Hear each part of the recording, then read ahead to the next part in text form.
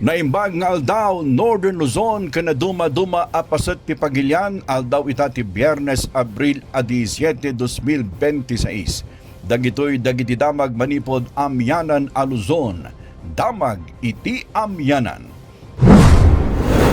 Kadagiti ulo ti damag President Ferdinand Marcos Jr. bimisita sa Jai Benguet Agri-Pinoy Trading Center iti munisipalidad ti La Trinidad Benguet. Sa 15 milyon a pesos agatad di farm equipments ken abono na i-turn over para kadagiti manalon. Sa 17 a pamilya na apektaran tinapasamak nga uram sa Jai Felix Mines, Tuba, Benguet. Deped Baguio impagganatgat ti naingat apan nakaipatumpal ti panakaipari ti panagramat iti vape ken panagsigarilyo kadagiti eskwelaan. Dagiti ulo ti damag ket insagot kada kayo ti Omega Green, the plant nutrient, produkto ti Encam Agri Marketing.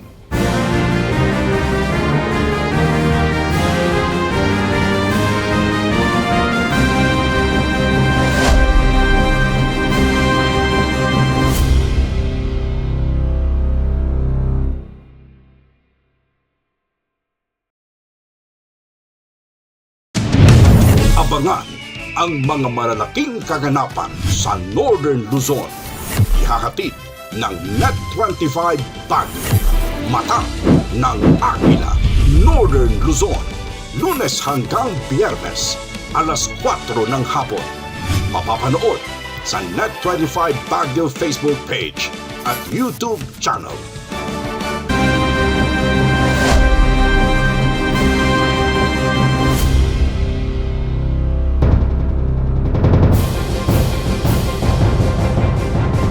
Iti detalye dagiti damag sa 17 a pamilya tinaapektaran tinapasamak nga uram sa J. Felix Mines, Padcal Country, Tuba, Benguet. Sigon iti Tuba Police na puuran tis magmamano a balay karaman ti maysang 3-story bunk house. Agtultuloy pa lang ti investigasyon ti Bureau of Fire Protection no anya tinagtaudan ti puor. Awan met tinaipadamag anadangran iti nasao nga insidente. Kabiyatan na dagos met anang ipaay ti Tuba Local Government iti tulong kadagiti pamilya ang naapektaran iti uram. Bimisita itang aldaw ni President Ferdinand Marcos Jr. sa Jai Benguet Agri-Pinoy Trading Center winubabtisi iti munisipalidad ti La Trinidad Benguet. Personal nga ininspeksyon ti Presidente ti kasaad dagiti manalon ken traders iti nasao at trading center. Kadwa ni President Marcos dagiti daduma paing opisyal ti gobyerno kasken ni Agriculture Secretary Francisco Kiko Chur Laurel Jr. nga imunan ang nag-inspeksyon sa La Trinidad Trading Post. Kabayatan na dumanon iti 15 milyon a pesos agatad tinaduma-duma a farm equipments, tools ken abono ti in-turnover ti Presidente para kadagiti manalon iti probinsya nga apektado iti krisis gapo iti epekto ti agtultuloy ariribok sa Jai, Middle East. Dumanunan iti nasurok 3,000 at tricycle drivers manipod San Fernando City ken Nagilian, La Union. Tinaipaayan iti cash assistance manipod iti Department of Social Welfare and Development wenno DSWD. Adda iti kabuklan a 1,177 a benepisaryo manipod iti La Union Tricycle Operators and Drivers Association sa Jai Nagilian tinakaawat iti cash relief assistance iti Kalman Abril 16. Imuna iti daytoy na ipaayan met iti cash assistance ti agarup 2,000 a miyembro ti toda sa Jai San Fernando City iti Abril 8.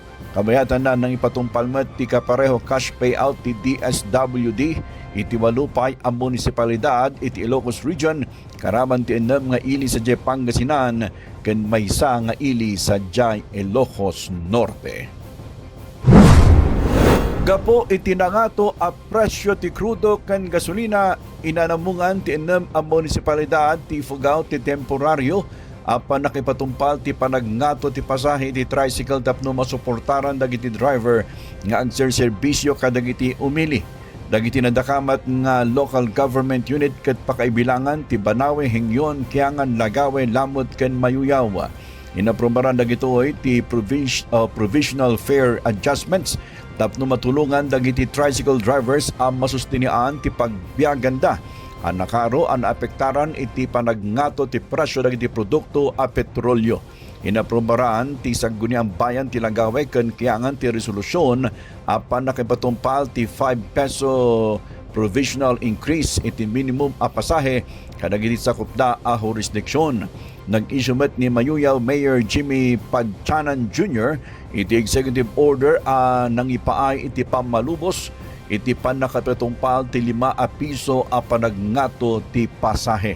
May sublimat iti dati a pasahe no buwaban ti presyo ti gasolina. Dagiti sabali pay adamag kalpasan ti sumagmamano a palagip.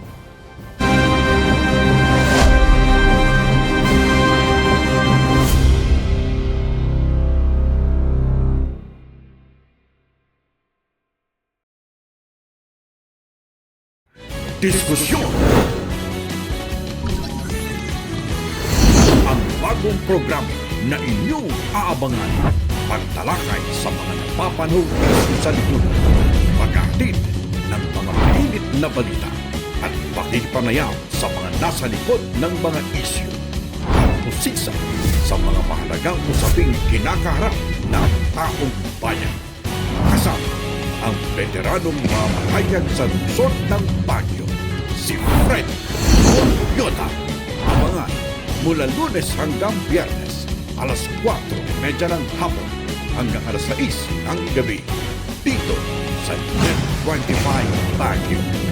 Mapanood sa Net25 Baguio Facebook page at YouTube channel. Diskusyon malapit na.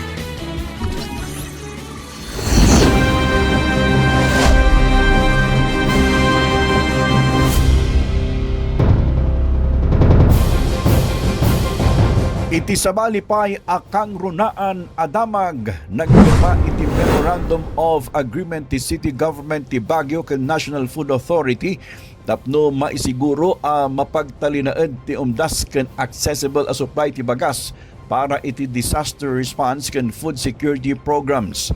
Tinasao amawa ket pinirmaan da Mayor Benjamin Magalong, City Social Welfare and Development Office Head Lisa Bulayungan para itibenag ti local government ti Baguio City bayat nagpirmamot para itibenag ti NFA ni Branch Manager Celerina Capones ken Assistant Branch Manager Marcelina Domingo. Iti sidong tinasao katulagan direkta ang mangala ti city government iti supply ti bagas manipod iti NFA para kadagiti na duma-duma a proyekto kas iti disaster relief operations, 29 pesos subsidized rice program, ganda doon pa a food security efforts. Panggap tinabukol a partnership a mapihong at dati umdas a supply ti bagas. Adagos a maipaay kadagiti agkasapulan iti panawan ti emergencies kas iti bagyo ginginad ganda dumapay a kalamidad.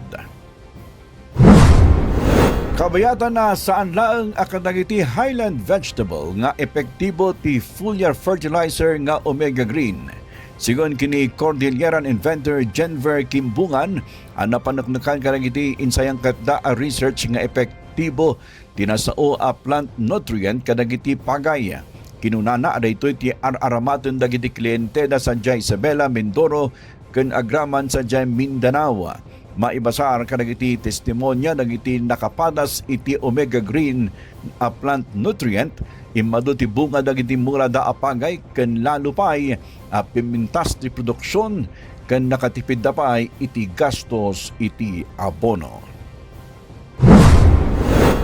Kabayatan na naipaayan iti maysa a milyon na pisos nga assistance fund manipod iti Department of Social Welfare and Development ti dua a Sustainable Livelihood Program Associations sa Jai Hingyon Ifugao baatan iti Seed Capital Fund.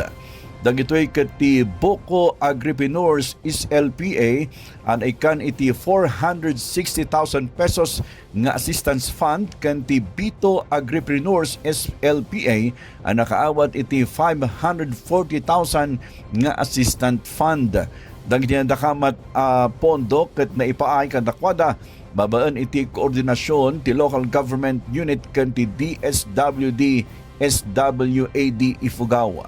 Panggap tinasaong nga dang mapatib care ti Sustainable Livelihood Program ti DSWD tapno maparangay ti socio-economic conditions dagiti vulnerable kan marginalized households wa aten iti panangipay kan dakwada iti sustainable livelihood opportunities kan resources.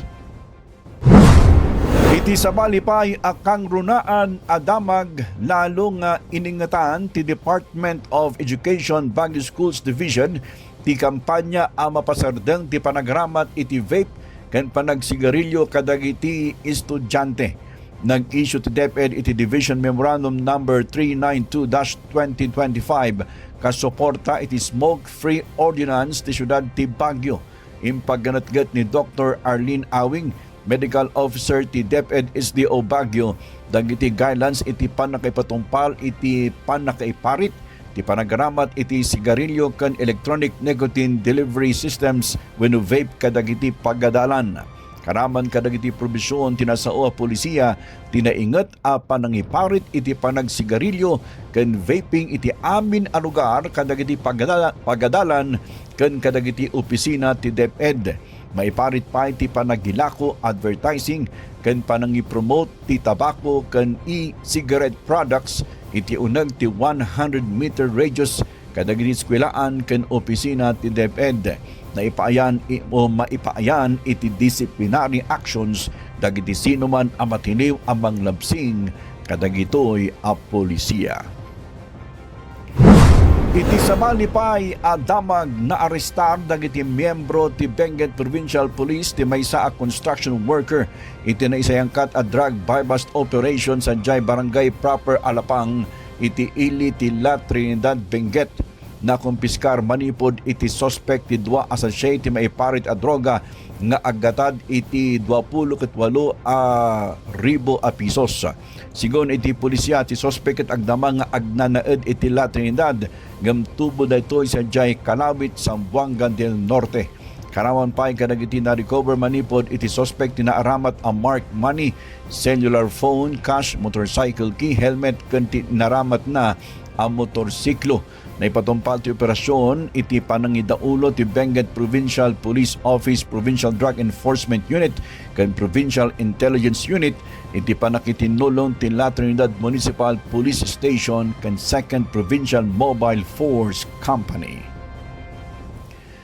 Dagiti damag manipod amiyanan a Luzon. Patuloy yo asubaybayan dagiti kangrunan a damag manipod amiyanan a Luzon. Ditoy damag iti amiyanan. Sagot kada kayo ti Net 25 Baguio. Siya ti pagayam yo ang nangipadamag Leander Denver Garcia. Daytoy ti Net 25 Baguio. Napasnek, natured, ken napudno.